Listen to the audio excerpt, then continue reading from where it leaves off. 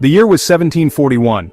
Captain Vitus Bering's expedition faced dire straits in the North Pacific. Their ship, the St. Peter, was battered by storms. The crew, weakened by scurvy, clung to hope. The St. Peter wrecked on an uninhabited island, later named Bering Island. Stranded, the survivors faced a desperate struggle. Among them was naturalist Georg Wilhelm Steller. Steller documented the island's flora and fauna. His journals became a precious record. He cataloged plants, birds, and marine mammals. During his explorations, Steller encountered a creature of immense size, later named Steller's sea cow. Grazing in kelp beds, they were colossal and slow-moving. Unafraid of humans, they were a potential source of salvation. For Steller, a marvel. For the crew, a tragic irony. Steller's sea cow, Hydrodamilus gigas, was a truly colossal animal. Imagine a creature stretching up to 30 feet in length, weighing as much as 10 metric tons. Its bulk was covered by an incredibly thick layer of blubber, an essential adaptation for surviving the icy temperatures of the North Pacific. This blubber also made it buoyant, allowing it to float effortlessly while feeding in the shallows. The sea cow possessed a tough, bark-like hide, so rugged that Steller likened it to ancient oaks. Most peculiar was its mouth. It lacked conventional teeth. Instead, it had two large, keratinous plates used to crush and grind kelp and seagrasses. Its forelimbs were short and paddle-like, used for maneuvering and gathering food, while its tail was large and whale-like, providing propulsion. Steller observed them feeding with an almost meditative calm, their heads often submerged as they tore algae from the rocks. Beyond its impressive physique and eating habits, the sea cow exhibited a remarkably peaceful and social nature. Steller described them as highly gregarious, often found in herds and displaying strong family bonds.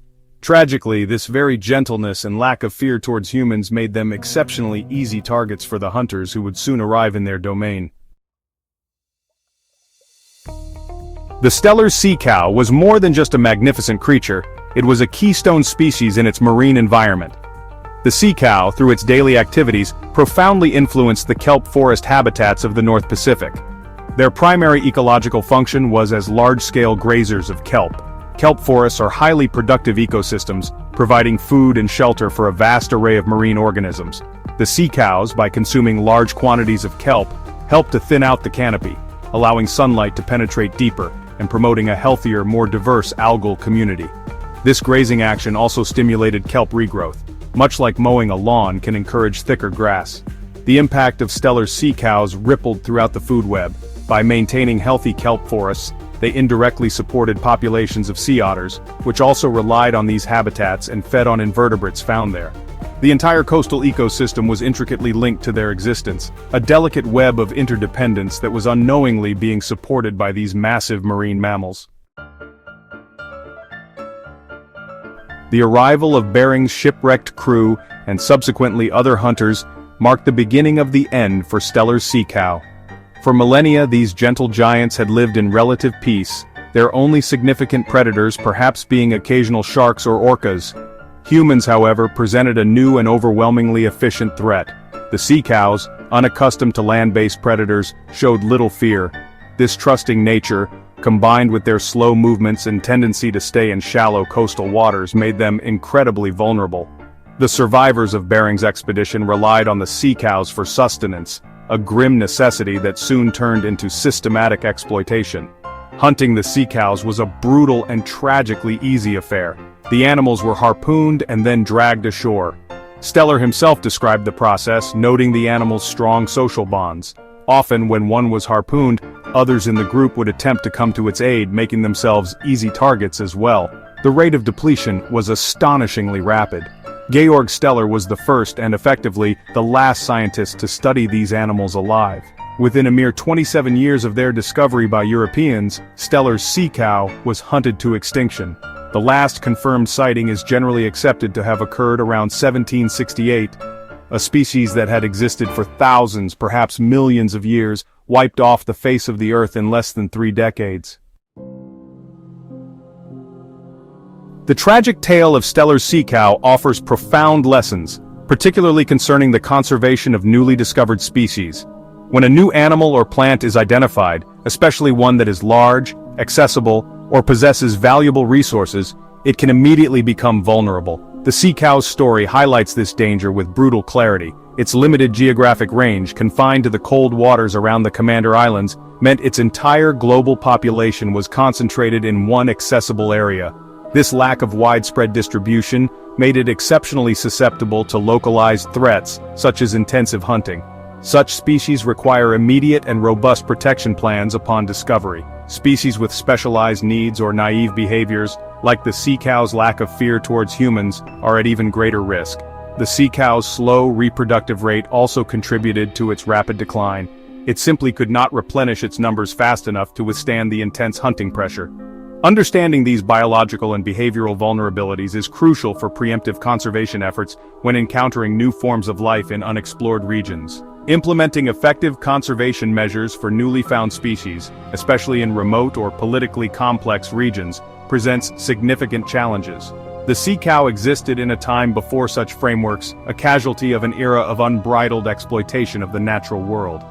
The sea cow's story is a permanent exhibit in the Museum of Human Short-Sightedness. The unchecked exploitation of Steller's sea cow led to immediate and irreversible consequences, primarily its extinction. This was not just the loss of a single species, but the removal of a key player from its ecosystem. The intricate web of life in the kelp forests around the Commander Islands was permanently altered. Without its primary large grazer, the dynamics of the kelp beds likely shifted. The full extent of these ecological ripples may never be fully known. The disappearance of the sea cow also had cascading effects on other marine life. The richness and stability of this unique North Pacific ecosystem were undeniably diminished, a silent testament to the void left by the gentle giant's absence. The story serves as a stark illustration of the ethical responsibilities humans bear towards other species. The extinction of Steller's sea cow is an irreversible event.